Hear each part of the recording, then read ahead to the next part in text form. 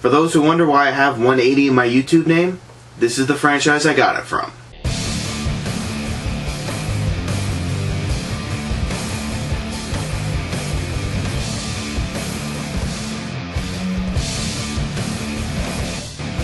Yes, Final Destination 5, the latest installment in the seemingly dying franchise. So Final Destination 5 follows the same pattern the previous 4 movies have.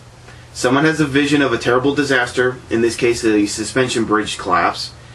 They save a few people and then death starts to stalk them. So yeah, going into this one I wasn't expecting much. The formula is getting old, and after the fiasco the 4th movie was, I had very little faith for this one. However, Final Destination 5 surprised me completely. Everything that made the first 2 films fun and suspenseful has returned. My heart was pounding out of my chest for most of this movie. Mainly because they have given characters that we can care about for the most part. The main characters have been developed enough to be interested in what happens to them and their outcome at the end of the movie. Something that the last movie failed to do. I mean, in the last movie, some actors weren't even credited with actual names. They were just given character names such as Mechanic's Girlfriend or Mechanic. Also removed are the horrible CGI vision scenes from the last installment. But as nice as the development of characters is, the real reason we go to these movies are the death scenes. These scenes had me on the edge of my seat and they kept me guessing how it was going to turn out. The best of these scenes is the opening disaster scene on the suspension bridge.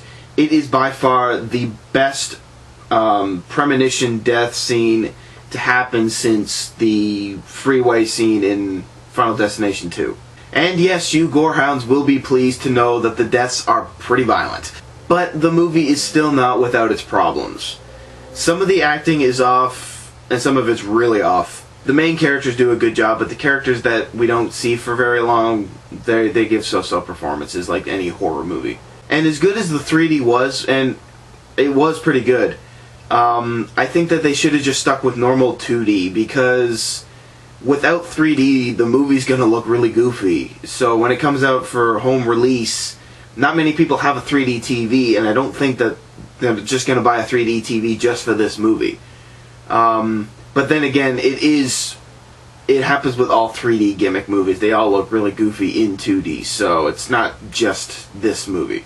But overall, if you were a fan of the series and you were disappointed with the 4th installment, then you will be extremely pleased with how good this one is.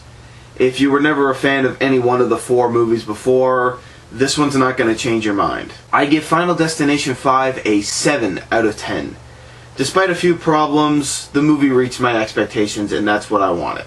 So that is my review of Final Destination 5. If you enjoyed it, don't forget to subscribe. This is Beardmaster180 reminding you that this has been my own personal opinion. You are in control of yours. Thanks for watching.